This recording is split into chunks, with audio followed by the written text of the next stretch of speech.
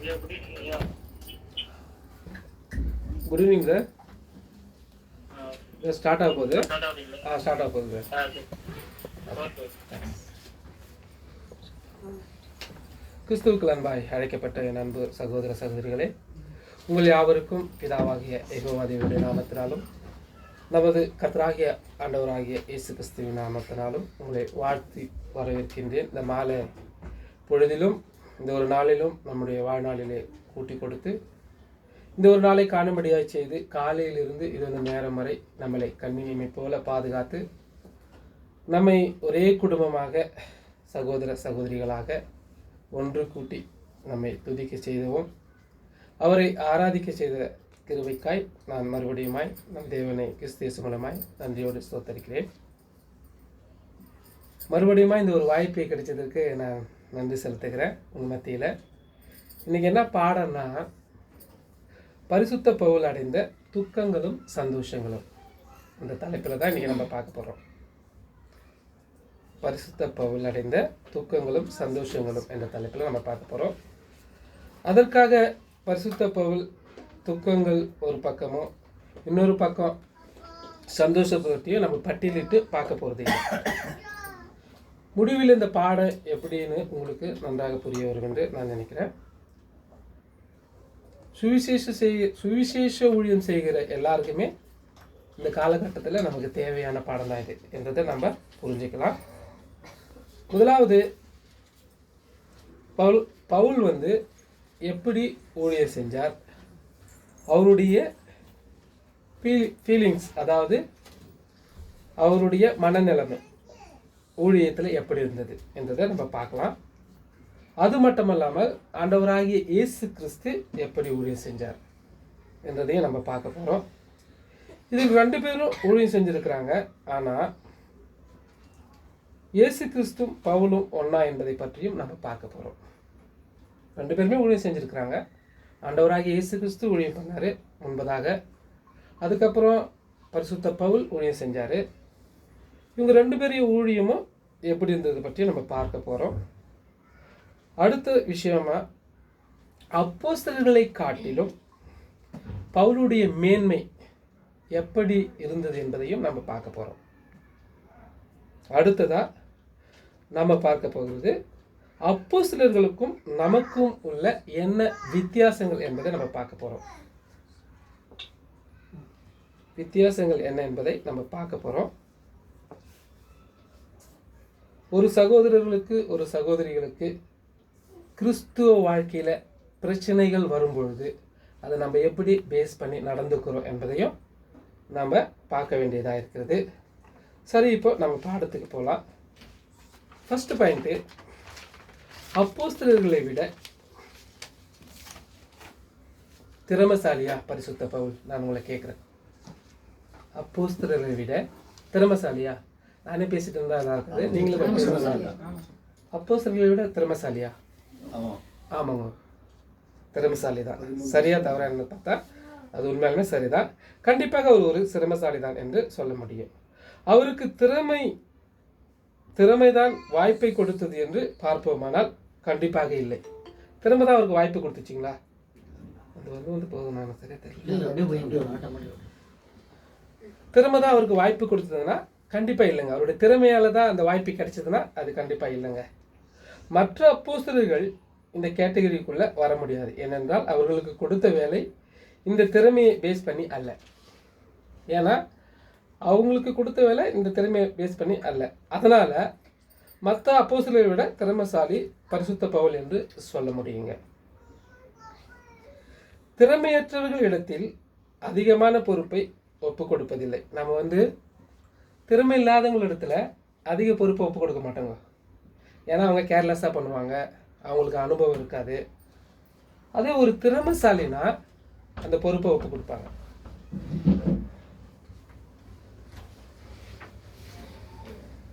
ஆனால் மற்ற அப்போஸ்தலர்களிடம் அவர் இதுபோல பெரிய பொறுப்பை ஒப்பு கொடுத்ததில்லைங்க. மற்ற அப்போஸ்தலர்களெல்லாம் அவர் வந்து பெரிய பொறுப்பை ஒப்பு கொடுத்ததில்லை. அதாவது அவர் பின்னாடி எப்படியெல்லாம் ஊழியம் செய்ய போறாருன்றது முன்பதாகவே சொல்றாரு ஆண்டவராகிய இயேசு கிறிஸ்து. இதை நம்ம பின்னாடி பார்க்கலாம். இதைத்தான் ஆண்டவராக இயேசு கிறிஸ்து செய்தார். ஆண்டவராகிய இயேசு கிறிஸ்து கொடுத்த வேலையையும் செய்து முடித்தார். இதை அவர் மூலமாய் அவர் முழுமையை செய்து முடித்தார். ஃபுல்லு, அதாவது அவர் என்ன சொன்னாரோ அதை முழுமையாக செஞ்சு முடித்தார் தான் பார்க்குறது. அதுக்கு தான் அவர் எழுதுறாரு, நல்ல போராட்டத்தை போராடினேன், ஓட்டத்தை முடித்தேன் என்று மிக தெளிவாக எழுதுகிறார். இது எல்லாருக்கும் நமக்கு தெரிஞ்ச விஷயம்தான். இதை நம்ம அப்படியே பார்த்துட்டு போயிடலாம்.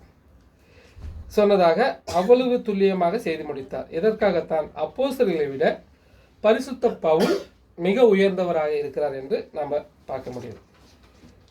இதில் ஒரு கேள்வி, எதற்காக அப்போஸ்தலர்களை விட இவ்வளவு பெரிய காரியத்தை பரிசுத்த பவுலால் மட்டும் செய்ய முடிந்தது?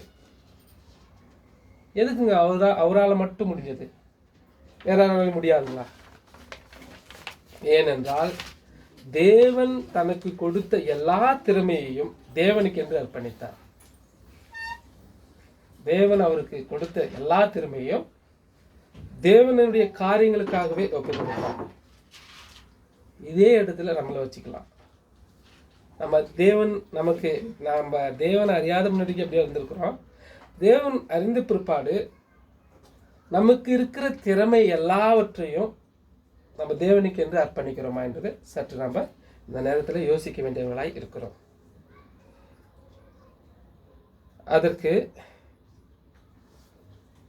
இதற்கு ஆங்கிலத்தில் சொல்கிறார்கள் டெடிகேஷன் டு காட் என்று சொல்கிறார்கள்.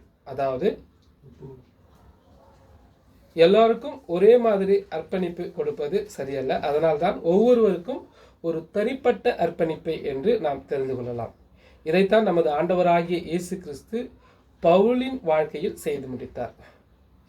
உதாரணத்திற்கு நமக்குள்ள திறமைகளை நாம் எப்படி வெளிப்படுத்தி கொண்டு வருகிறோம் என்பதை நாம் சற்று பார்க்க வேண்டியதாக இருக்குது.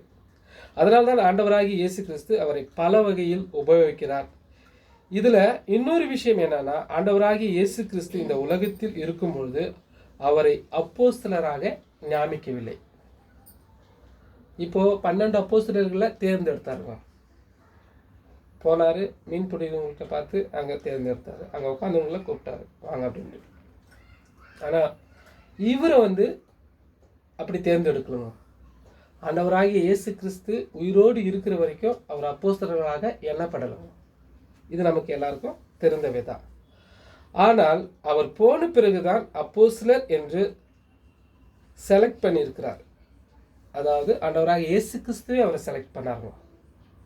மற்ற அப்போஸ்தலரை அவர் செலக்ட் பண்ணல, அப்புறமா அவரே சொல்லிக்கிறாருங்க என்றதை நம்ம பார்க்க முடியுது. இயேசு கிறிஸ்துவுக்கு அவர் ஒரு மவுத் பீஸாக இருந்திருக்கிறார் என்று சொல்கிறாங்க. அதாவது அவருக்கு ஒரு வாயாக இருந்திருக்கிறார். அவர் என்ன சொல்கிறாரோ அதை செய்கிற மாதிரி இருந்தவராக இருக்கிறார் என்றதை நாம் இங்கே பார்க்க முடிகிறது.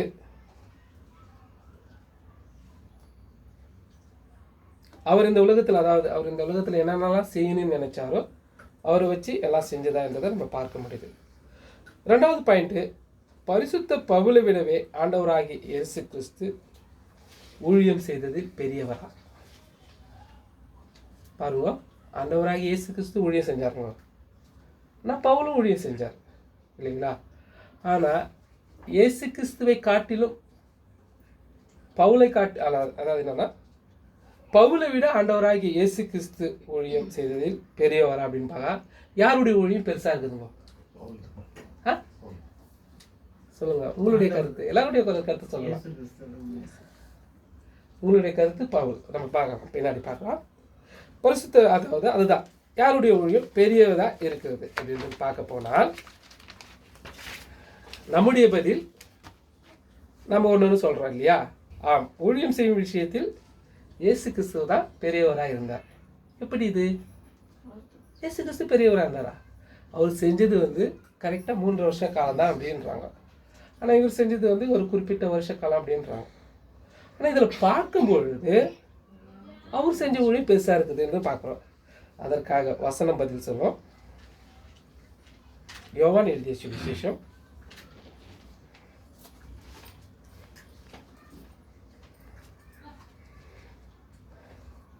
16ஆம் அதிகாரம் 12வது வசனம்.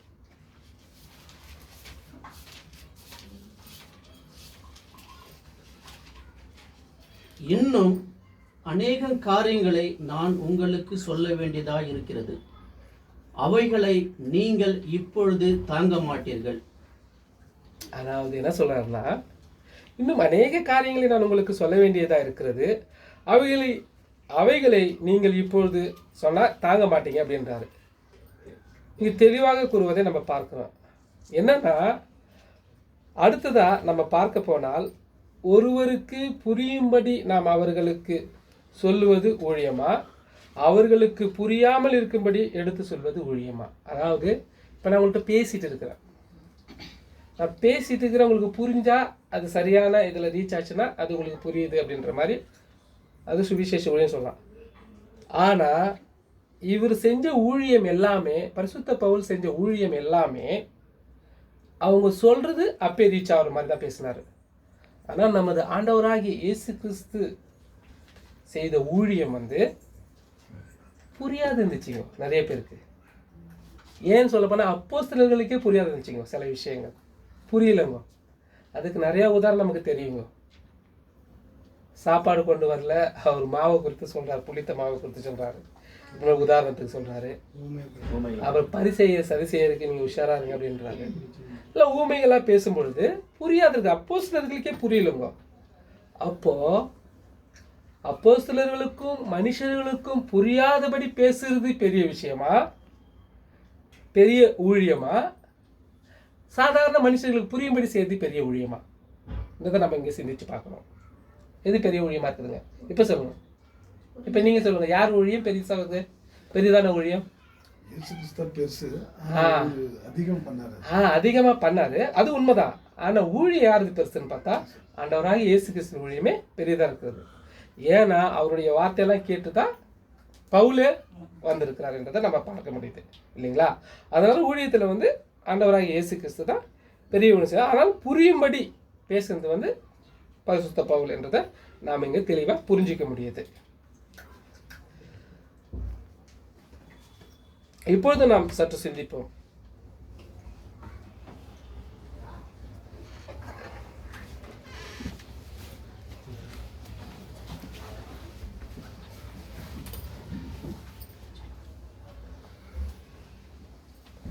ஒன்று கொரிந்தியர் 2ஆம் அதிகாரம் 14வது வசனத்தை வாசிக்கலாம்.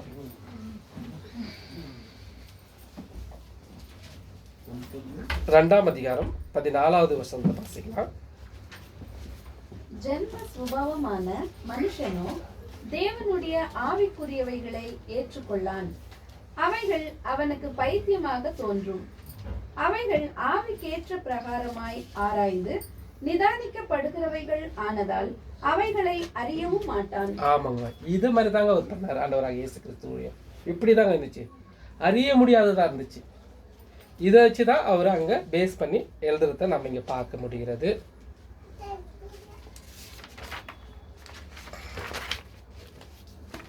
அதனால தான் ஆண்டவராகிய இயேசு கிறிஸ்து 3 வருட காலம் ஊழியம் செய்தது போது அநேக காரியங்களை புரியாதவைகளாக பேசியிருக்கிறார் என்பதை சற்று நிதானித்து பார்க்கிறவர்களாய் இருக்க வேண்டும். புரிய வேண்டும் என்கிற விஷயத்தை புரியாதவர்கள் மத்தியில், அப்போஸ்தலர்கள் மத்தியிலும் பேசியிருக்கிற நமது ஆண்டவராகிய இயேசு கிறிஸ்து ஊழியம் மிக சிறந்ததாக இருந்தது என்பதை நாம் இங்கே பார்க்க முடியுதுங்க. ஆனால் ஆண்டவராகிய இயேசு கிறிஸ்து செய்த ஊழியம் பெந்தகோஸ்தே திருவிழாவுக்கு பிறகுதான் அவங்களுக்கு தெளிவர தெரிஞ்சதுங்க. அதாவது நான் போய் உங்களுக்கு ஒரு தேற்றவாளன் அனுப்புவேன், அவர் உங்களுக்கு தெரியாது அறியாதையும் புரிய வைப்பார் அப்படின்னு சொன்னார் இல்லையா? அவர் சொல்லிட்டு போன விஷயங்கள் எல்லாம் புரியாத இருந்தது. பெந்தகோஸ்து திருவிழாவுக்கு பிற்பாடு தான் அவங்களுக்கு அதெல்லாம் தெரிய வந்துச்சு, அவங்களுடைய மைண்டே ஓப்பன் ஆச்சு என்றதை நம்ம இங்கே பார்க்க முடியுது. சரி, அடுத்ததா பரிசுத்த பவுலுக்கும் மற்ற அப்போஸ்தலர்களுக்கும் அப்படிப்பட்ட கட்டுப்பாடுகள் இருக்கவில்லை. அவருடைய நிருபங்கள் பல்வேறு பகுதிகளில் உள்ள தேவனுடைய பரிசுத்தவான்களுக்கு எழுதப்பட்டன. அவர்கள் ரட்சிப்பின் தெய்வீக திட்டம் பற்றின மாபெரும் பாடத்தின் ஒவ்வொரு அம்சங்களையும் தங்கு தடையின்றி எழுதி அனுப்பினார். அவருடைய நிருபம் எல்லாம் கரெக்டாக போய் சேரணுன்னு எல்லாம் தெளிவாக எழுதி அனுப்பினார். அது நாம் இங்கே பார்க்க முடியுது. இயேசு கிறிஸ்து நிருபம் எழுதினார்னு எதனா இருக்குதுங்களா?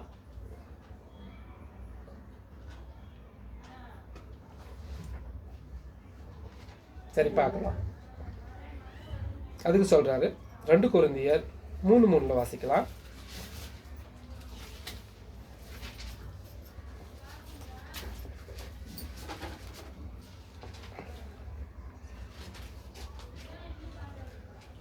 ஏனெனில் நீங்கள் எங்கள் ஊழியத்தினால் உண்டாகிய கிறிஸ்துவின் நிருபமாய் இருக்கிறீர்கள் என்று வெளியரங்கமாய் இருக்கிறது. அது மையினால் அல்ல, ஜீவனுள்ள தேவனுடைய ஆவியினாலும் கற்பனைகளினாலும் அல்ல, இருதயங்களாகிய சதையான பலகைகளிலே எழுதப்பட்டிருக்கிறது. ஆமாம், சதையாகிய பலகையிலே எழுதப்பட்டிருக்குது. லிட்டராக அவர் வந்து நிருபம் எழுதலைங்க, இது சொன்னதை ஒரு நிருபமாக அங்கே எழுதப்பட்டிருக்குங்கிறத நம்ம பார்க்க முடியுது. சரி, அடுத்ததை நம்ம பார்க்க போனால் பவுல் எழுதிய விஷயங்கள் பால் உண்ணுகிறவர்களுக்காக மாத்திரமா பலமான ஆகாரம் சாப்பிடுறவர்களுக்காக எழுதினாரா என்றதை நம்ம பார்க்கும்போது 2 பேருக்குமே எழுதினது தான் இல்லைங்களா? ஒருத்தருக்கு மட்டும் எழுதலை. பால் உண்ணுகிறவர்கள் எப்படி இருக்கணுன்றது எழுதினாரு. பலமான ஆகாரத்தை, பால் உண்ணுகிறவங்க யாருங்க? பால் உண்ணுகிறவர்கள். அப்போ ஆகாரம் ஒன்றுவங்க சாப்பிட்றவங்க ஆகாரம், அதாவது என்ன சொல்றாரு? கரெக்டாக சொன்னீங்க, அதுதான். படிக்கலாம் நம்ம. எபிரேயர் 5:13-14.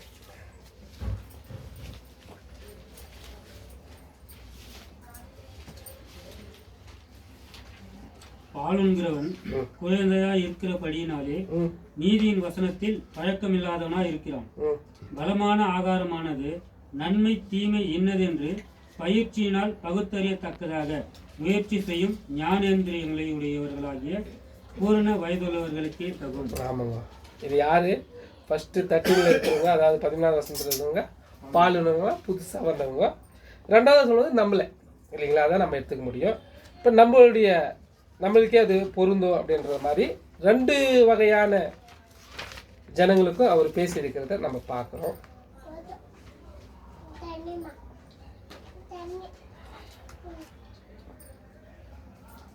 இதெல்லாம் நம்ம பார்த்து இயேசு கிறிஸ்துவோட கம்பேர் பண்ணுறதுக்கு அல்ல, இதெல்லாம் பார்க்குற நம்ம இயேசு கிறிஸ்துவோட கம்பேர் பண்ணுறதுக்காக அல்ல.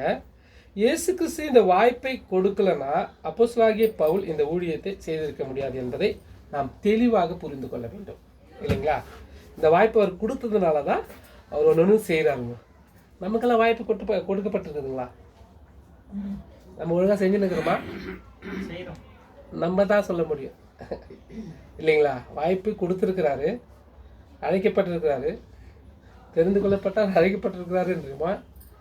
அதை நம்ம சரியான முறையில் பயன்படுத்தி நிற்கிறோமன்றதை நம்மளே நம்ம சோதித்து அறியணும். சரி, நெக்ஸ்ட் டாபிக் போகலாம். பரிசுத்த பவுலுக்கு இருந்த தகுதிகள் என்ன? நம்ம கேட்டால் நம்ம என்ன பதில் சொல்லுவோம்? பரிசுத்த பவுலுக்கிட்ட இருந்த இந்த சப்ஜெக்ட் வந்து இந்த நாள் ஃபுல்லாக நான் ப்ரிப்பேர் பண்ணேன். அதனால் கொஞ்சம் அப்படி இதாவது அது புரியும் உங்களுக்கு. ஆனால் புரியும்னு நினைக்கிறேன், நான் புரிஞ்சுன்னு தான் இருக்கோம். அதனால் இந்த நாள் ஃபுல்லாக காலையிலேருந்து நேற்றுலேருந்து, அதாவது நேற்று இல்லை, இன்றைக்கி தான் ஃபுல் டே 6:30 தான் ரெடி ஆச்சுது. அதனால் சொல்லலாம். அதனால் கொஞ்சம் அப்படி இப்படி இருக்கும், கொஞ்சம் நீங்களுக்கு புரியாமல். ரொம்ப நல்லா படித்தவர், நல்லா, அதாவது என்னன்னா பரிசுத்த பவுலுக்கு இருந்த தகுதிகள் நம்மளை கேட்டால் நம்ம என்ன பதில் சொல்லுவோம்? எதனால் அவருக்கு ஒரு தகுதி இருந்துச்சு? ரொம்ப நல்லா படித்தவரா, ரொம்ப நல்லா கஷ்டப்பட்டவரா, நிறைய பேருக்கு சத்தியத்தை சொல்லியிருக்கிறார் என்று சொல்லிக்கொண்டே போகலாம் இல்லைங்களா? ஆனால் ஆதிசபையில் சாத்தானால் பல பிரச்சனைகள் உண்டாகிற போது, ஆதிசபையில் பிரச்சனை வச்சிங்க. ஆரம்பத்தில் என்ன பிரச்சனை வச்சிங்க? யாருன்னா தெரியுமா? தெரிஞ்சு சொல்லலாம்.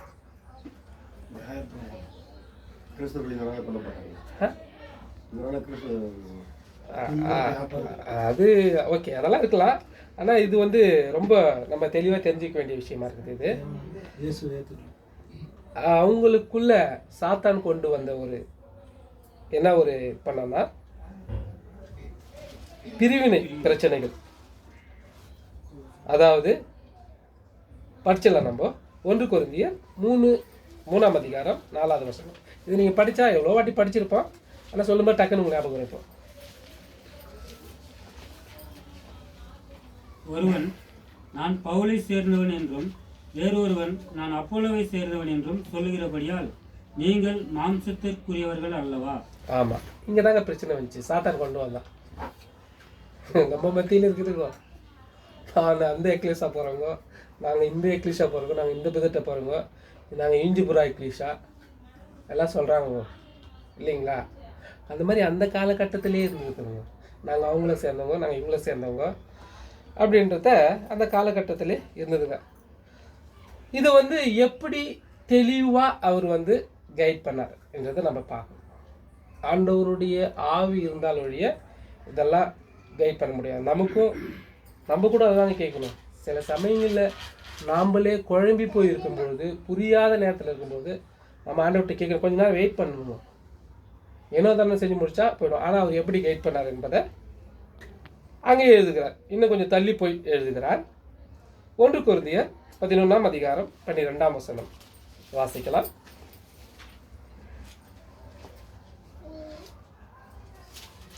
ஸ்திரீயானவள் புருஷனிலிருந்து தோன்றுகிறது 1 கொரிந்தியர் 11ஆம் அதிகாரம் 12வது வசனங்களா?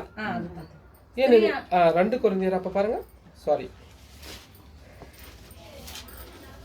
என் சகோதரரே, உங்களுக்குள்ளே வாக்குவாதங்கள் உண்டென்று குலோசாவின் வீட்டார் உங்களை குறித்து எனக்கு அறிவிக்கப்பட்டது. அது எங்க வருது பாருங்க. நான் 1 கொரிந்தியர் போட்டுக்கிறேன். இருக்குதுங்களா? 11:12 பாருங்க. அதுதான் நான் சொன்னேன். 1 கொரிந்தியர் 11:12. 11:12 11ஆம் அதிகாரம் 12.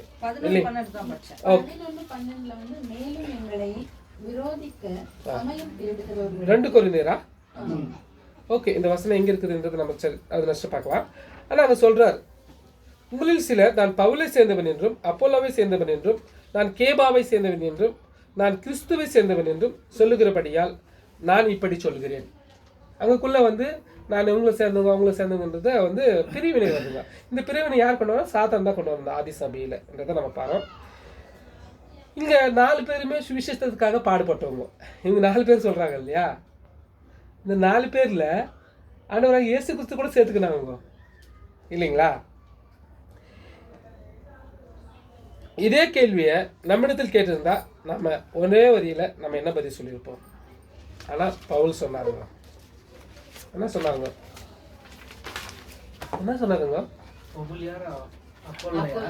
ஆமா, அவங்க நீர் பாய்ச்சினாங்க, நாங்க விதை போட்டோம். ஆமா. அப்புறமா என்ன சொல்றாரு? இன்னொரு விஷயம் கூட சொல்றாரு. அவங்களா உங்களுக்கு செத்தாங்க அப்படின்னு கேட்குறாரு. மறிச்சாங்க அப்படின்ட்டாங்க. உங்களுக்காக மறித்தாரா அப்படின்னு மாதிரி கேட்குறாரு இல்லையா? அங்க அப்போஸ்தலர் பவுல் ஒரு பெரிய திறமைசாலி தான் என்று நாம் படித்திருக்கிறோம். எதுக்கு அவர் திறமைசாலி என்று தெரியுமா? எல்லாருடைய ஞானமும் அறிவும் ஒன்றும் வேலை செய்யாத போது அவருடைய ஞானமும் அறிவும் வேலை செய்தது அல்லவா? அதுதான் அவருடைய திறமைசாலித்தனம்.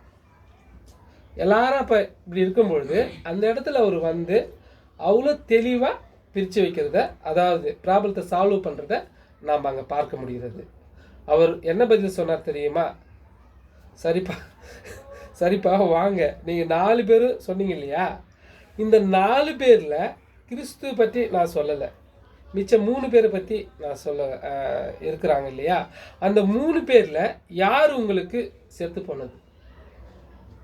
படிச்சிடலாம், நான் படிச்சிடறேன், எல்லாத்துக்கும் சொல்கிறீங்க, எதிர்த்து படிச்சிடறேன். ஓகே, போனது என்று தெளிவாக கேட்டார். இது போல் அவர் கேட்டதனால் அவர் ஒரு திறமைசாலி தாங்க என்றது நம்ம இங்கே தெரிய வருது. அதே 1 கொரிந்தியர் 1:13 கிறிஸ்து பிரிந்து இருக்கிறாரா? படிங்க. அதற்கு பாருங்க. கிறிஸ்து பிரிந்து இருக்கிறாரா?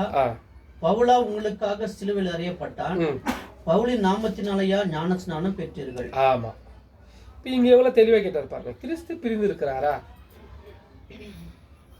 பவுலா உங்களுக்காக சிலுவையில் அறையப்பட்டான், பவுலின் நாமத்தினால ஞானஸ்நானம் பெற்றீர்கள் அப்படின்ற மாதிரி நீங்கள் அங்கே கேட்குறாரு. நீங்கள்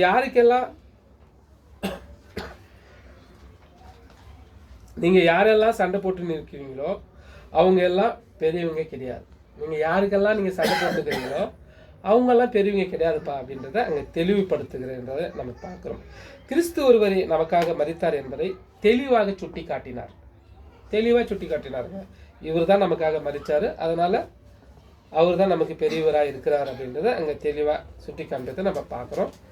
அதற்காக இன்னொரு வசனத்தை கூட நம்ம வாசிக்கலாம். ரோமர் 5ஆம் அதிகாரம் 8வது வசனம். நாம் பாவிகளாய் இருக்கையில் கிறிஸ்து நமக்காக மரித்ததினாலே தேவன் நம்மேல் வைத்த தமது அன்பை விளங்க பண்ணுகிறார். ஆமாங்க, இது பொதுவாக நம்ம பாவிகளாக இருக்கையில் கிறிஸ்து நமக்காக மரித்ததினாலே தேவன் நம்மேல் வைத்த தமது அன்பை அவர் மூலியமாய் விளங்க பண்ணினார் என்பதை நாம் இங்கே பார்க்கிறவர்களாக இருக்கிறோம். அடுத்ததாக இன்னொரு கன்ஃபர்மேஷனுக்குள்ள நாம் போகலாம். அது என்ன? நமக்கு அப்போஸ்தலர்களுக்கும் நமக்கும் அப்போஸ்தலர்களுக்கும் உள்ள கன்ஃபர்மேஷன். அதாவது என்ன சொல்றது, லெவல். அவருக்கு நமக்கு அப்போஸ்தலர்களுக்கும் நமக்கும் ஒரே லெவலா அப்படின்ற மாதிரி பார்க்கணும். கன்ஃபர்மேஷன் தமிழ் என்ன சொல்றோம்? சரியா? அவருக்கு ஈடா, சமமா. நம்மளும் அப்போஸ்தலர்களும் சமமா. அவங்க வாழ்ந்த கட்டத்தில் ஊழியம் செஞ்சாங்க. ஆனால் அவங்களுக்கு சரியா நாம் இருக்கிறோமா? நிகர் இருக்கிறோமா என்றது பார்ப்போமானா, நிகரா நம்ம இருக்கிறோமா? இல்லை. சரி, பார்க்கலாம். அந்த ஆதிகால சபையில் அப்போஸ்தலருக்கு என்ன ஆவி கொடுக்கப்பட்டதோ அதே ஆவி தான் நம்மளும் பெற்றிருக்கிறோம். ஆமாம் தானே? அவங்க எப்படி வேலை செஞ்சு பிழைச்சிக்கிட்டு ஊழியம் செஞ்சாங்களோ இன்னைக்கு நம்மளும் ஓடுறோம் தானே. ஆனாலும் அவங்க ஊழியம் செஞ்சாங்க, அந்த காலகட்டத்தில் அவங்க ஊழியம் செஞ்சாங்க. அப்போ நம்மளை விட இதெல்லாம் அவங்க பெரியவங்களா இருக்கலாங்கன்னு பார்த்தா ஒரே ஒரு விஷயத்தில் மட்டும் பெரியவங்களா இருக்காங்க. என்ன விஷயம் பாருங்க, சொல்லுங்க. புரியுதா நான் கேட்குறது? ஓகே. அவங்களுக்கு வரங்கள் கொடுக்கப்பட்டது. வரங்கள் என்ன வரங்கள்ங்க? அற்புதம் அதிசயங்கள் செய்கிற. ஏன்னா கச்சிப்பை போட்டாலும் சுகமானாரு, நிழல் பட்டுச்சா சுகமானாரு. இன்னைக்கு நமக்கு அந்த வாய்ப்பு கொடுத்துருந்தா நம்ம என்ன ஸ்லாக் பண்ணியிருப்போம் நம்ம. ஆனால் நமக்கு கொடுக்கல இந்த காலகட்டத்தில் இருக்கிறவங்களுக்கு. அது ஒன்று தாங்க அவங்களுக்கு நமக்குள்ளே வித்தியாசம். மீதி எல்லாமே அவங்களுக்கு கொடுக்கப்பட்டது. இன்னைக்கு நமக்கு கொடுக்கப்பட்ட இந்த சுவிசேஷத்தினால நாம் என்ன செஞ்சு கொண்டு இருக்கிறோம்? இன்னைக்கு நம்மெல்லாம் ஞானஸ்நானம் பெற்று எவ்வளோ வருஷ காலம் இருக்கும்? நான் ஆயிடுச்சு 15 வருஷம் 16 வருஷம் இருக்குமா? 15 வருஷம் இருக்கும்னு நினைக்கிறேன். ஓகே, நான் இப்போலாம் 15 வருஷம் இருக்கும். ஓகேங்களா? இப்போ இதே காலகட்டத்தில் பவுல் ஊழியம் செஞ்சுருப்பாரா? இவ்வளோ வருஷம் பண்ணியிருப்பாரா? சும்மா ஒரு ஏறத்தாழ எவ்வளோ ஊழிய காலம் அவருது? நமக்கு தெரிஞ்சிருக்கணும். ஆக்சுவலி எவ்வளோ ஊழிய காலம் வருது? 40 வருஷம் இருக்கும். 40 வருஷம்.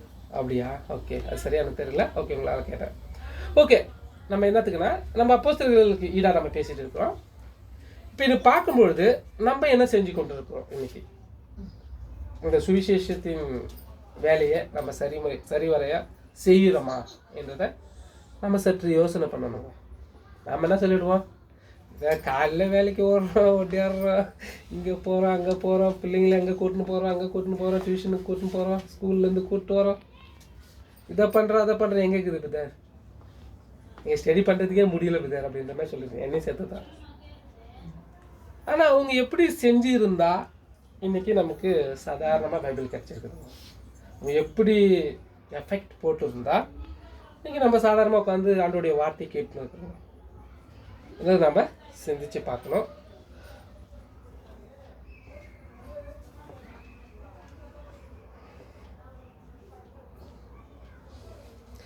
கர்த்தரின் சுவிசேஷத்தை ஆசீர்வாதங்களையும் அப்போஸ்தலர்கள் பெற்றிருந்த போதிலும் ஒரே சமயத்தில் அவர்கள் எல்லோரும் சம அளவு ஞானத்தை அடைந்திருக்கவில்லை என்பது குறிப்பிடத்தக்கதாக இருக்கிறது. விசுவாச விட்டார் என்றால் யார்? அதான் நமக்கு என்ன அவசியம் இருந்ததோ அதையத்தான் அப்போஸ்தலர்களுக்கும் இருந்தது என்று பார்க்கிறோம்.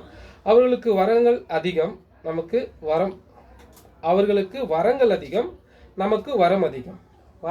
வரம் அவங்களுக்கு வரங்கள் அதிகமாயிடுச்சா, அதாவது அற்புத அதிசயங்கள் செய்கிற வரம். நமக்கு வரம். உதாரணத்துக்கு நம்ம எடுத்துக்க போனால் 1 கொரிந்தியர் 12ஆம் அதிகாரம் முழுவதும் அப்போஸ்தலர்களுக்கு உடையதாக இருக்கிறது. அவங்களுக்கு உடையதாக இருக்குது. அவங்களுக்கு அதை பொருத்தி சொல்லலாம் அந்த சாப்டரை. அதே 13ஆம் அதிகாரத்தை எடுத்துக்கினா அது நமக்குன்னு எடுத்துக்க வேண்டியதாக இருக்கிறது என்று தான் நம்ம பார்க்க முடிகிறோம்.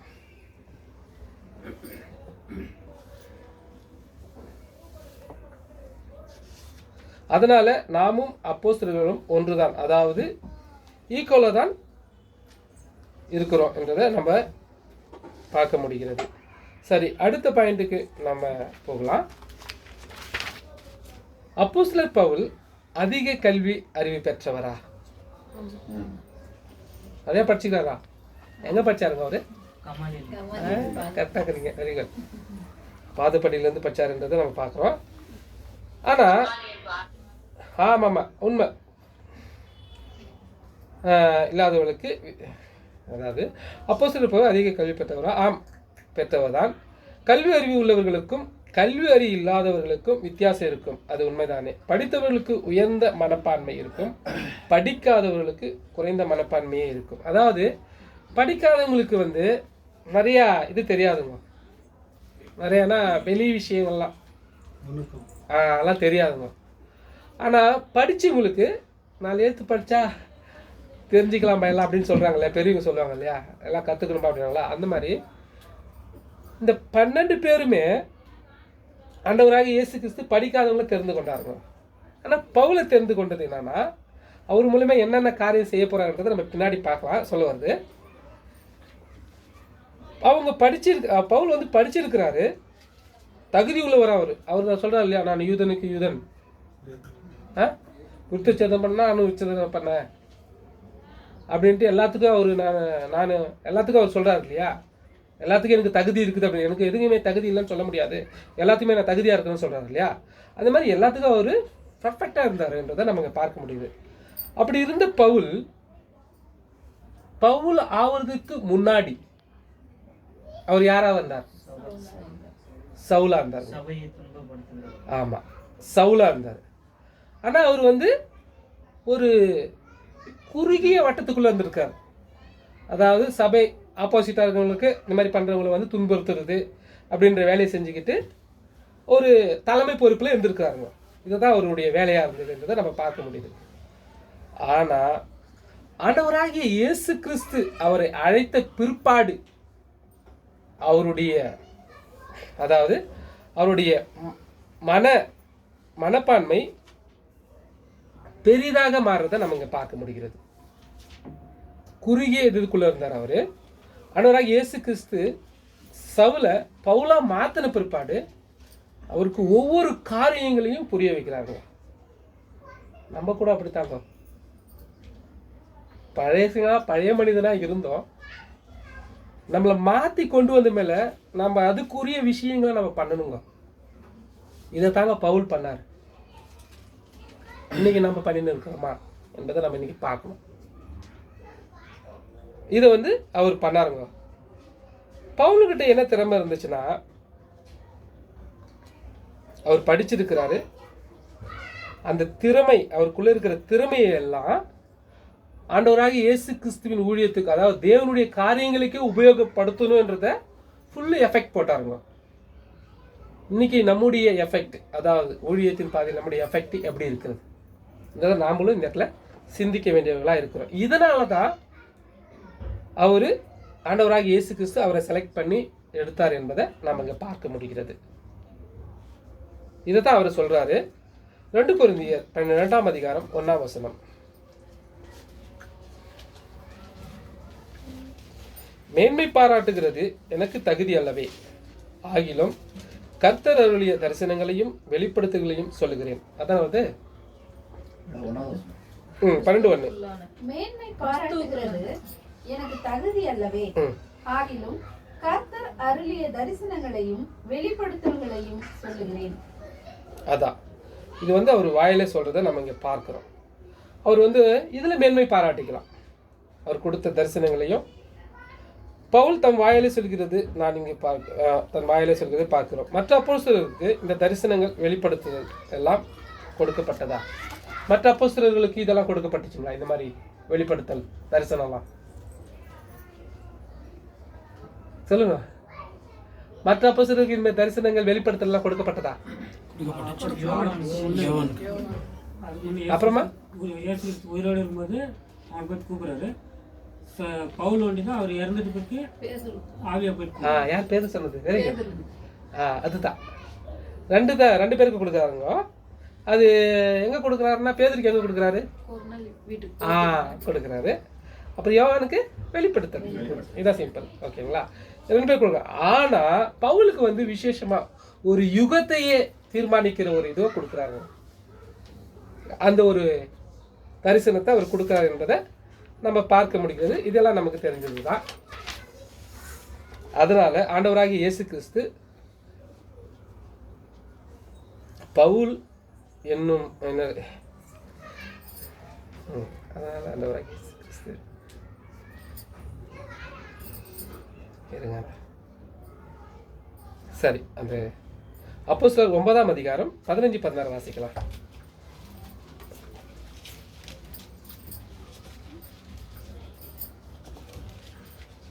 அதற்கு கர்த்தர், நீ போ, அவன் புறஜாதிக்குள்ளும் ராஜாக்களுக்கும் இஸ்ரவேல் புத்திரருக்கும் என்னுடைய நாமத்தை அறிவிக்கிறதற்காக நான் தெரிந்து கொண்ட பாத்திரனாய் இருக்கிறான். ஆமா, அதனால ஆண்டவராகிய இயேசு கிறிஸ்து பவுலை என்னன்னு கூப்பிட்டார்?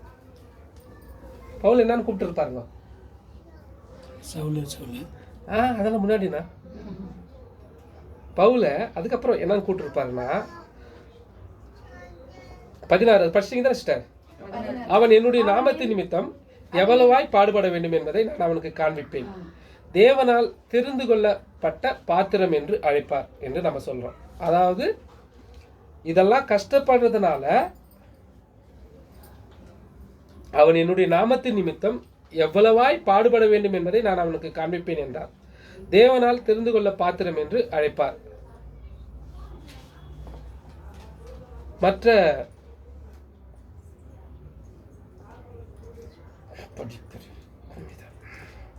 மற்ற அப்போஸ்தலர்கள் எப்படி? படிப்பறிவு கொஞ்சம் கம்மிதான், வாசிக்கலாம். மற்ற அப்போஸ்தலர்கள்லாம் படிப்பறிவு கம்மிதான் என்றது இந்த வசனத்துல சொல்லப்படுகிறது. அப்போஸ்தலர் 4ஆம் அதிகாரம் 13வது வசனம். பேதுருவும் யோவானும் பேசுகிற தைரியத்தை அவர்கள் கண்டு அவர்கள் படிப்பறிவு அறியாதவர்கள் என்று பேதமை உள்ளவர்கள் என்றும் அறிந்தபடியினால் ஆச்சரியப்பட்டு அவர்கள் இயேசுவுடன் கூட இருந்தார்கள் என்று அறிந்து கொண்டார்கள். படிங்க ஸ்டார். அத பேதுருவும் யோவானும் பேசுகிற தைரியத்தை அவர்கள் கண்டு அவர்கள் படிப்பறியாதவர்கள் என்றும் பேதமை உள்ளவர்கள் என்றும் அறிந்தபடியினால் ஆச்சரியப்பட்டு அவர்கள் இயேசுவுடனே கூட இருந்தவர்கள் என்றும் அறிந்து கொண்டார்கள். ஆமா, படிப்பறிவு இல்லாதவர்கள் என்றதுக்காக தான் நம்ம இந்த வசனத்தை எடுத்துக்கிட்டோம். மற்றபடி அவங்க இயேசு கூட இருந்தார்கள் என்று, அவர்கள் படிப்பறிவு இல்லாதவர்கள் என்றும் பேதைகளுமா இருந்தார்கள் என்று நம்ம பார்க்கிறோம்.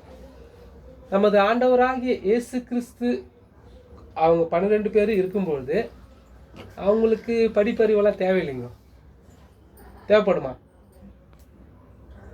ஒரு இடத்துல சொல்றாரு, இவங்கெல்லாம் உபவாசிக்கிறது இல்லை அப்படின்றாங்க. அதுக்கு அவர் என்ன சொல்றாருமா? கரெக்டு. அதே கேட்டகரி தான் இங்கே அதே இதுதான் இங்கே. இப்போ அவர் இருக்கும் பொழுது அவங்க படித்து தான் இருக்குன்றதுனால அவர் சூஸ் பண்ணி எடுக்கலங்க, தேர்ந்தெடுக்கலங்க. ஏன்னா அவங்கள வச்சு அப்படி நல்லா படிப்பறிவு தெரிஞ்சவங்கள அவர் அழைச்சிருந்தா அவங்க ஒரு கருத்து சொல்லியிருப்பாங்க இல்லைங்களா? இப்போ நம்மெல்லாம் அழைச்சிருக்காரு இல்லையா? நம்மளாம் படிச்சவங்களா நிறையா? நமக்கு போதிக்கப்பட்ட போதகர்கள் பெரிய படிப்பில் இருந்தவங்களா?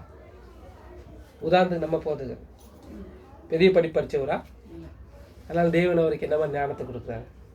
ஏன் நம்ம சகோதரர்கள் மத்தியிலே எவ்வளவோ அருமையாக சுவிசேஷம் சொல்கிறாங்க, படிக்க தெரியாதவங்க அவ்வளோ தெளிவாக படிக்கிறாங்க பைபிளை.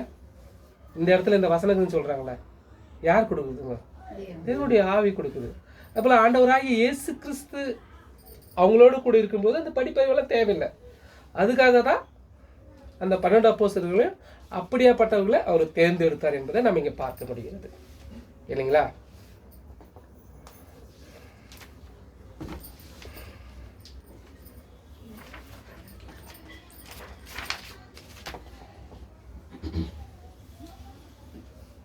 ஆனால்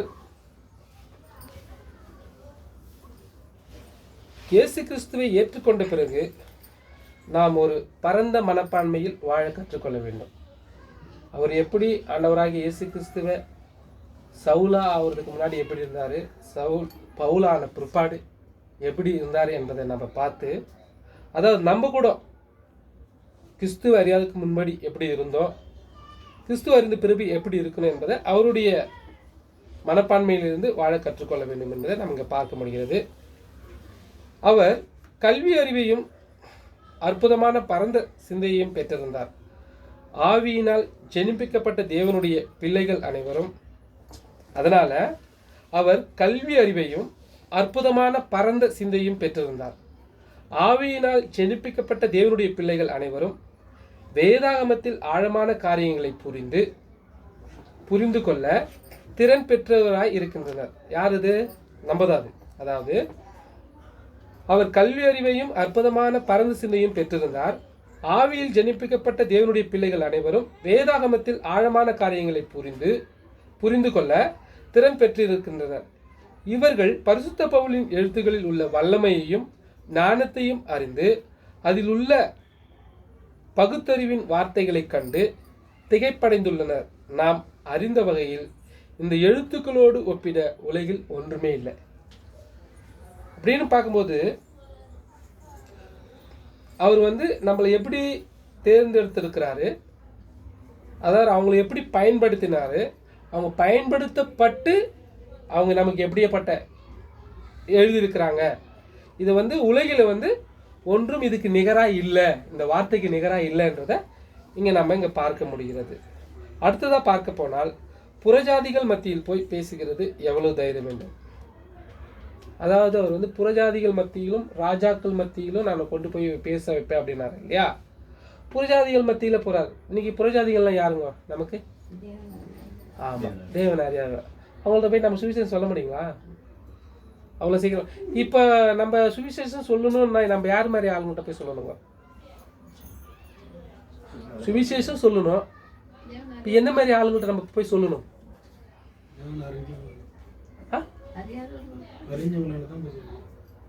கொஞ்சமாவது அறிஞ்சிருக்கணும். அவங்கள்ட்ட தாங்க போய் சொல்லணும். அறியாதவங்கள்ட்ட போய் இப்போ சொல்கிற காலம் கிடையாதுங்க. நல்லா தெரிஞ்சுக்கணும். நம்ம இப்போ அறிஞ்சவர்கள் மத்தியில், அதாவது ஓரளவு நம்ம சொல்லிக்கலாம். ஒரு கேத்தலிக் பேக்ரவுண்டு, அப்புறமா சிஎஸ்ஐ பேக்ரவுண்டு, பெந்தகோஸ்தே பேக்ரவுண்டு, இந்த மாதிரி பெந்தகோஸ்தே பேக்ரவுண்டு, அந்த மாதிரி எல்லாருமே சபைன்னு சொல்லவா வித்தியாசங்களாக இருக்காங்க இல்லையா? அவங்கள சொல்லி கொண்டு வரலாங்க. ஆனால் ஒன்றுமே தெரியாதவங்கள்ட்ட போயிட்டு நம்ம சொல்லி கொண்டு வரோம்னா அது பெரிய கஷ்டம். ஆனால் பரிசுத்த பவுல் அந்த காலகட்டத்தில் புறஜாதிகள் மத்தியில் போய் எப்படி சுவிசேஷம் சொல்லியிருப்பாருன்னா எவ்வளோ பயம் இருக்கும். பயம் இருக்குங்களா? அடி உதையெல்லாம் அடிச்சிருக்காங்க அவரை, இல்லைங்களா? அப்போ அவங்க மத்தியில் போய் அவர் பேசுகிறன்னா அவருக்கு எவ்வளோ தைரியம் இருந்திருக்க வேண்டும். அப்போஸ்தலர் பவுலுக்கு எடுத்து வாசிக்கலாம். எபேசியர்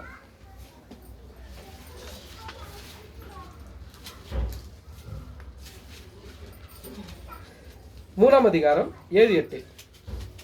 தேவனுடைய பலத்த சத்துவத்தால் எனக்கு அளிக்கப்பட்ட வரமாகிய அவருடைய கிருபையினாலே இந்த சுவிசேஷத்துக்கு ஊழியக்காரன் ஆனேன். பரிசுத்தவான் எல்லாரிலும் சிறியவனாகிய நான் கிறிஸ்துவனுடைய அளவற்ற ஐஸ்வர்யத்தை புறஜாதிகளிடத்தில் சுவிசேஷமாய் அறிவிக்கிறதற்காக இந்த கிருபை எனக்கு அளிக்கப்பட்டிருக்கிறது. ஆமாங்க, தேவனுடைய பலத்த சத்துவத்தால், தேவனுடைய பலம், பவர் எல்லாமே கொடுத்துட்டாருங்க அவருக்கு. பலத்தை சத்துவனா தானே எல்லா பலத்தையும் கொடுத்துருக்காருங்க. அதனால தாங்க அவரை செய்ய முடிஞ்சது. அடித்து தரன்னு வெளியே போய் போட்டுடுறாங்க, மறுபடியும் ஏஞ்சி வந்து பிரசங்கம் பண்ணாருங்க. அப்போ அவருக்கு அந்த பவர் கொடுக்கப்பட்டிருக்குங்க. எந்த நிலைமையில ஜெயிலுக்குள்ளே இருந்தார், அதுவாக டட்டாக உடஞ்சிச்சு, சரி வெளியே வந்துட்டாருங்க. கூடியிலேருந்து இறக்கி விட்டாங்க, வந்தாருங்க இடையில வந்து பிரசங்கம் பண்ணாரு. எப்படியெல்லாம் பண்ணியிருக்காரு பிரசங்கம் இல்லைங்களா? இப்போ இதெல்லாம் பண்ணணும்னா அவருடைய சாவை பற்றி தெளிவாக தெரிஞ்சிச்சுங்க. இன்னும் நீ பட வேண்டிய காரியம் ஒன்று இருக்குது, செய்ய வேண்டிய காரியம் ஒன்று இருக்குது அப்படின்ட்டு சொல்கிறாரு இல்லைங்களா? அப்போ இதெல்லாம் அவர் செய்யணும்னா அவருக்கு தேவையானது தேவனுடைய பவர் இல்லையா? அந்த பவர் வந்து தேவன் கொடுத்துருந்தாருங்க. இதற்காகவே நான் இந்த சுவிசேஷத்திற்கு ஊழியக்காரன் நான் சொல்கிறாங்க. இதற்காகவே சுவிசேஷத்திற்காக நான் ஊழியக்காரன் நான் என்பாங்க. பரிசுத்தவான்கள் எல்லாரிலும் சிறியவனாகிய நான் கிறிஸ்துவின் உடைய அளவற்ற ஐஸ்வர்யத்தை பாருங்க. பரிசுத்தவான்கள் யாருங்க? பரிசுத்தவான்கள் நான் சொல்ல மாட்டேங்க பாருங்க. இப்போ நம்மளாம் எப்படிங்க 1,14,000 பேர்ல 1,44,000 பேர்ல எப்படிங்க நிற்போம்? பரிசுத்தவான்கள் நாம தாங்க. ஐயோ சொல்றதுக்கே பயமா இருக்குதே இல்லைங்களா? பரிசுத்தவான்கள் எல்லாரிலும் சிறியவனாகிய நான் பாருங்க, அவங்கள சிறியவனாயிருக்க நான் கிறிஸ்துவினுடைய அளவற்ற ஐஸ்வர்யத்தினாலே, அவருடைய அளவற்ற ஐஸ்வர்யத்தினாலே புறஜாதிகளிடத்தில் சுவிசேஷமாய் அறிவிக்கிறதற்காக இந்த கிருபை எனக்கு அளிக்கப்பட்டிருக்குது. எவ்வளவு பெரிய கிருபை கொடுக்குறான்னா அவ்வளவு பெரிய கிருபை கொடுத்தாருங்க, அளிக்கப்பட்டிருக்கிறது. தேவனுடைய சத்துவத்தால், அதாவது அவருடைய பவர்ல, தேவனுடைய பவர் என்று சொல்லுகிறார்கள். அதாவது தேவனுடைய பவரா இருந்தது என்று நம்ம பார்க்க முடியுது. பரிசுத்த பவுலுக்கு தேவனுடைய பவர் தேவன் கம்ப்ளீட்டா கொடுத்திருக்கிறார். பலியினாலே என்னோட உடன்படிக்கை பண்ணின பரிசுத்தவான்களை, இது யாருன்னா நாம தாங்க அப்படின்றத நமக்கு பார்க்க முடியுது. யாரெல்லாம் இயேசு கிறிஸ்துவின் பலிபீடத்தின் மேல் யாரெல்லாம் பலியாய் தங்களை வைத்திருக்கிறார்களோ அவர்கள்தான் பரிசுத்தவான்கள். அதாவது யாரெல்லாம் கிறிஸ்துவின் பலிபீடத்தின் மேல், அதாவது நம்மளை பலியா வைத்திருக்கிறாங்களோ அவர்கள்தான் பரிசுத்தவான்கள். அப்படி பரிசுத்தமாய் வைக்கப்பட்ட பரிசுத்தவான்களில் நான் சிறியவன் என்று அங்கே தன்னை தாழ்த்தி கூறுகிறார் என்பதை நாம் இங்கு பார்க்க முடிகிறது. அதனால தான் புறஜாதிகள் மத்தியில் தைரியமாய் போய் சுவிசேஷத்தை சொன்னார் என்று நம்ம பார்க்கலாம் பவுல். அப்புறமா கொலோசியர் 1:27.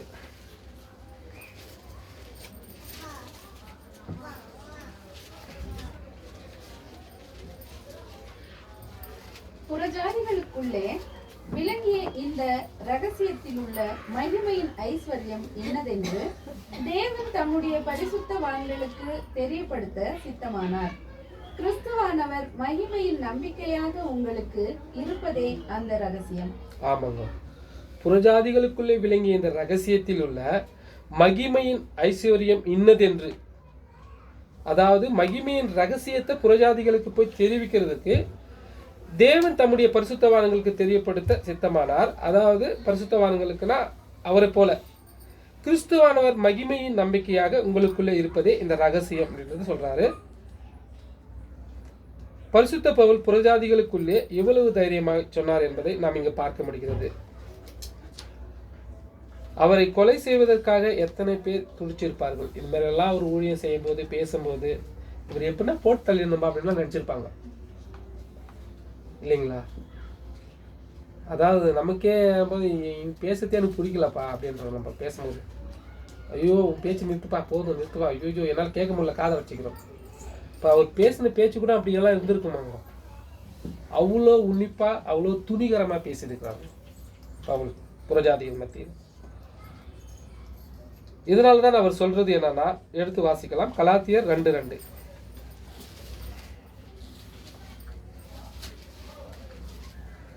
நான் தேவ அறிவிப்பினாலே போய் புறஜாதிகளிடத்தில் நான் பிரசங்கிக்கிற சுவிசேஷத்தை அவர்களுக்கு விவரித்து காண்பித்தேன்.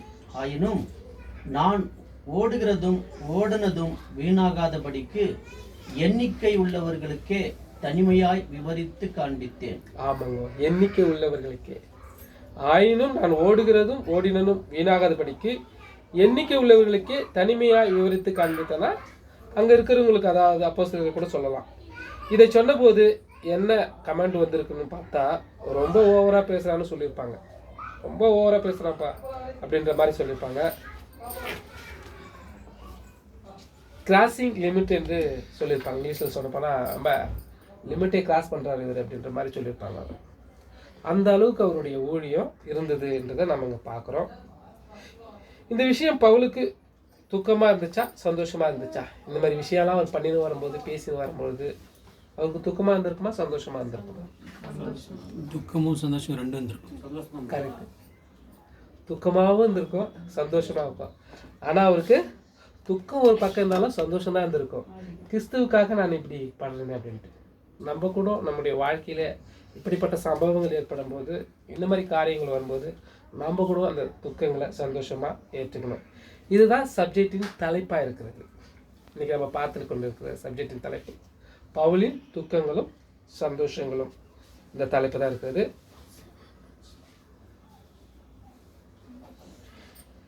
ரெண்டு கொரிந்தியர் 11ஆம் அதிகாரம் 5ஆம் வசனம் வாசிக்கலாம். ஜெபம் பண்ணுகிற போதாவது, தீர்க்க தரிசனம் சொல்லுகிற ஆனா 2 கொரிந்தியர் 11:5ங்களா? மகா பிரதான அப்போஸ்தலரிலும் நான் ஒன்றிலும் குறைவுள்ளவன் அல்லவென்று எண்ணுகிறேன். ஆமாங்க, அவராகவே சொல்றாங்க, நான் ஒன்றிலும் குறைவில்லைங்கன்றாங்க. மேன்மையினால இதை சொல்லலை அவர். அப்போஸ்தலர் இல்லைன்னு சொன்னாங்க இல்லையா, அதனால இதை அவர் சொல்றத பார்க்குறோம்.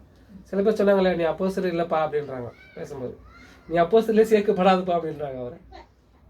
ஏன்னா உன்னை தேர்ந்தெடுக்கலப்பா 12 பேர்ல, நீ ஏன் சொல்லிக்கணும் அதெல்லாம் அப்போஸ்தலரா அப்படின்ற மாதிரி. ஆனால் ஆண்டவராகிய இயேசு கிறிஸ்துக்கும் அவருக்கு தான் தெரியும் இல்லைங்களா? அது அவ்வளோ காரியத்தை ஆண்டவராகிய இயேசு கிறிஸ்து சொன்ன காரியத்தை அவ்வளவா செய்து முடித்தார் என்பதை நம்ம பார்க்குறோம். இப்போ வாசித்து 11:18ங்களா? ஓகே ஓகே ஓகே ஓகே சொல்கிறாங்க. 2 கொரிந்தியர் 11:18 வசனத்தை கூட நம்ம வாசிக்கலாம். அநேகர் மாம்சத்திற்கு ஏற்றபடி மேன்மை பாராட்டு கொள்ளுகையில் நானும் மேன்மை பாராட்டுவேன். ஆமாங்க, நானும் மேன்மை பாராட்டுவேன் அப்படின்றாரு. ஏன்னா நான் அவ்வளோ காரியம் செஞ்சுருக்கிறேன், நான் கூட மேன்மை பாராட்ட முடியும். ஏன்னா இந்த சபைகளில் இது வந்த பொழுது, நீ ஒரு அப்போஸ்தலரா அப்படின்னு வந்ததுனால இதெல்லாம் ஒரு சொல்ல வர்றதை நம்ம இங்கே பார்க்குறோம். அதில் 11:30 கூட நம்ம வாசிக்கலாம். நான் மேன்மை பாராட்ட வேண்டுமானால் என் பலவீனத்திற்கு அடுத்தவைகளை குறித்து மேன்மை பாராட்டுவேன். 30 நான் பெருமை பாராட்ட வேண்டும் என்றால் என் வலுவின்மையை பற்றியே நான் பெருமை பாராட்டுவேன் அப்படின்றாரு. மேன்மை பாராட்டுவேன் அப்படின்றாரு. அப்புறமா அதுலேயே 11, 23, 24 அப்படின்றத இது நம்ம படிச்சிருப்போம். இன்னொரு வாட்டி நிதானமாக படிக்க நம்ம கேட்கலாம். அவர்கள் கிறிஸ்துவின் ஊழியக்காரரா? நான் அதிகம் புத்தியீனமாய் பேசுகிறேன். நான் அதிகமாய் பிரயாசப்பட்டவன், அதிகமாய் அடிபட்டவன், அதிகமாய் காவல்களில் வைக்கப்பட்டவன், அநேக தரமான அவதியில் அகப்பட்டவன், மரண அவதியில் அகப்பட்டவன். யூதர்களால் ஒன்று குறைய 40 அடியாக 5 தரம் அடிபட்டேன். 3 தரம் மிலாறுகளால் அடிபட்டேன். 1 தரம் கல் எறியுண்டேன். 3 தரம் கப்பல் சேதத்தில் இருந்தேன். கடலிலே ஒரு ராப்பகல் முழுவதும் போக்கினேன். அநேக தரம் பிரயாணம் பண்ணினேன். ஆறுகளால் வந்த மோசங்களிலும், கல்லரால் வந்த மோசங்களிலும், என் சுய ஜனங்களால் வந்த மோசங்களிலும், அந்நிய ஜனங்களால் வந்த மோசங்களிலும், பட்டணங்களில் உண்டான மோசங்களிலும், வனாந்தாரத்தில் உண்டான மோசங்களிலும், சமுத்திரத்தில் உண்டான மோசங்களிலும், கள்ள சகோதரரிடத்தில் உண்டான மோசங்களிலும், பிரயாசத்திலும், வருத்தத்திலும், அநேக முறை கண் விழிப்புகளிலும் பசியிலும் தாகத்திலும் அநேக முறை உபவாசங்களிலும் குளிரிலும் நிர்வாணத்திலும் இருந்தேன். ஆமாங்க, இதெல்லாம் நம்ம வாசிச்சிருப்போம், கேட்டிருக்கோம், எவ்வளோ முறை கேட்டிருப்போம். இதெல்லாம் அவர் பாடுபட்டிருக்காங்க. இது ஏன் அப்படி சொல்கிறாருன்னா, அங்கே வந்த கேள்வியினால், நீங்கள் ஒரு அப்போஸ்தலனா அப்படின்ற கேள்வி வந்ததுனால இதெல்லாம் அவர் வந்து சொல்ல வேண்டிய நிபந்தனை வருதுருவா. எல்லா சுமையும் தாங்கிக் கொண்டு வல்லாமல் மனசில் இருக்கிற சுமையை பற்றி இங்கு தெளிவாக பேசுகிறதை நம்ம பார்க்குறோம். அதாவது சொல்கிறாரு, இதெல்லாம் எனக்கு பார்க்குறது, இதெல்லாம் நான் அனுபவிச்சது சுமையாக தெரியல, இன்னும் எனக்கு ஒரு இது என்ன சொல்கிறாரு இந்த இடத்துல, ஒரு இடத்துல சொல்கிறாரு இல்லையா, எனக்கு அதை பற்றி சபையை குறித்து கவலையே எனக்கு ரொம்ப கஷ்டமாக இருக்குது அப்படின்னு சொல்கிறத கூட நம்ம அங்கே பார்க்குறோம். அதெல்லாம் பார்க்க வரோம். இதை தான் அவர் வந்து இதெல்லாம் கூட எனக்கு கஷ்டம் இல்லை அப்படின்ற மாதிரி அங்கே கஷ்டத்தை கூட அங்கே வந்து சந்தோஷமாக சொல்கிறத இங்கே நம்ம பார்க்குறோம். அப்போஸ்தலனாகிய பவுல் இதெல்லாம் நம்ம பார்க்கும்போது ஒரு போர் வீரன் கூட என்று நம்ம சொல்லலாம், ஒரு சோல்ஜர் கூட சொல்லலாம். அதாவது ஒரு போர் வீரன் வந்து தன்னுடைய நாட்டுக்கு வந்து துரோகம் நினைக்க மாட்டாங்க இல்லைங்களா? நினைப்பாங்களா? இல்லை, நினைக்கிறது இல்லை. அதே போல தான் ஆண்டவராகிய இயேசு கிறிஸ்துவுக்கு அவர் வந்து ஒரு நல்ல போர் சேவகனாக இருந்தார் என்பதை நம்ம பார்க்க முடியும். அவர் என்ன சொன்னாரோ அதுக்கு ஆப்போசிட்டாக செய்யாமல் ஒவ்வொன்றையும் செஞ்சு முடித்தார் என்பதை நம்ம பார்க்க முடியுது. அதுபோல கிறிஸ்துவின் அடிச்சுவடுகளை அப்படியே பின்பற்றி நடந்தார். அவர் என்ன சொன்னாரோ, அவர் எப்படி நடந்தாரோ அதை அப்படியே நடந்தார். அதுதான் அவர் சொல்கிறாரு, எல்லாரும் என்ன போல இருந்துட்டா நல்லது அப்படின்றார். எந்த அப்போஸ்தலரும் அப்படி சொல்லலைங்க. ஆனால் பவுல் சொன்னார், பவுல் சொன்னாருங்க, எல்லாரும் என்ன போல இருந்துட்டா பரவாயில்ல. அப்போ இயேசு கிறிஸ்துவின் அடிச்சுவடுகளை பின்பற்றி நடந்ததால் ஒழிய அவர் வேற எதனாலையும் இந்த மாதிரி வார்த்தைகளை சொல்ல முடியாது என்பதை நாம் இங்கே தெளிவாக பார்க்க முடியுதுங்க.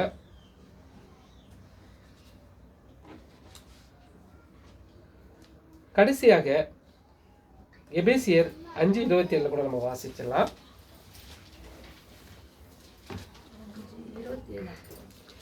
5:27 இல்லைங்களா? எபேசியர் 5:27. கரைத்திரை முதலானவைகள் ஒன்றும் இல்லாமல் பரிசுத்தமும் பிழையற்றதுமான மகிமையுள்ள சபையாகிய அதை தமக்கு முன் நிறுத்திக் கொள்ளுவதற்கும் தம்மை தாமே அதற்காக ஒப்பு கொடுத்தார். ஆமாங்க, அதற்காக ஒப்பு கொடுத்தார். கரை திரை முதலானவைகள் ஒன்றும் இல்லாமல் பரிசுத்தமும் பிழையற்றதுமான மகிமையுள்ள சபையாக அதை தமக்கு முன் நிறுத்தி கொள்வதற்கு தம்மைத்தாமே அதற்காக ஒப்பு கொடுத்தார் அப்படின்றது நம்ம ஆண்டவராகிய இயேசுக்கு சொல்றது நம்ம இங்கே பார்க்குறோம். அதாவது இன்னைக்கு 1,44,000 பேரை பற்றி இங்கே சொல்லப்படுகிறது.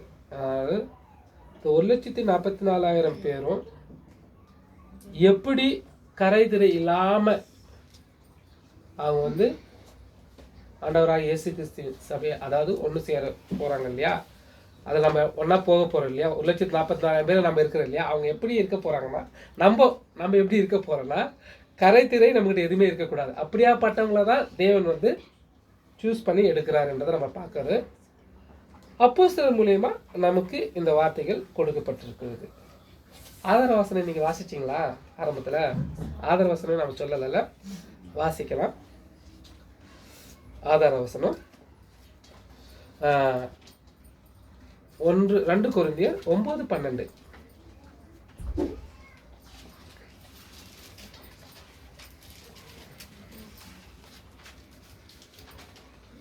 இந்த தர்மமாகிய 1 கொரிந்தியர் 2 கொரிந்தியர் படிச்சிங்களா? 1 கொரிந்தியர் 12 படிங்க. 9:12. என் கிருபை உனக்கு போதும்.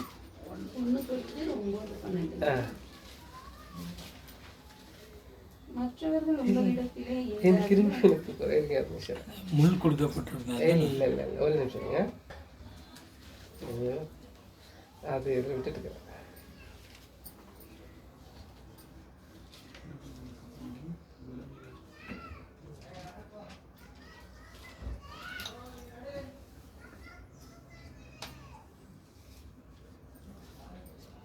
ஒன்பது 12 பாருங்க. 1 கொரிந்தியர் 9 12 2 கொரிந்தியர் 9 12 அது 2 2:9ல 2:9 வாசிங்க. 2 கொரிந்தியர் 2 கொரிந்தியர் 2:9ங்களா? படிங்க. கரெக்ட், எல்லாம் தெரிஞ்சது. ஆனா நம்ம இவ்வளவு இதா இருக்கும் பாருங்க. 12:9.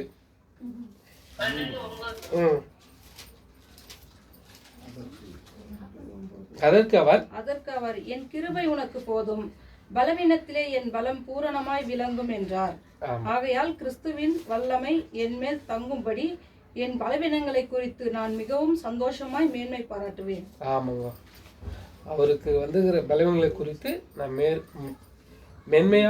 மேன்மை பாராட்டுவேன் அப்படின்றத சந்தோஷமாய் மேன்மை பாராட்டுவேன் என்று அதை நான் விட்டுட்டு இருக்கிறேன்.